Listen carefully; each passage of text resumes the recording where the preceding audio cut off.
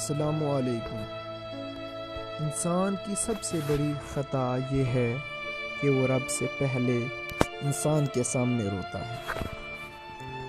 اللہ کی پک انسان کی عقل کو ایک جھٹکے میں نکال دیتی ہے، اس سے پہلے کہ ٹوٹ جاؤ جھک جاؤ۔ کچھ باتیں ایسی ہوتی ہیں جو ہمیں کسی کے پڑھانے پر نہیں بلکہ وقت آنے پہ سمجھ آتی ہیں۔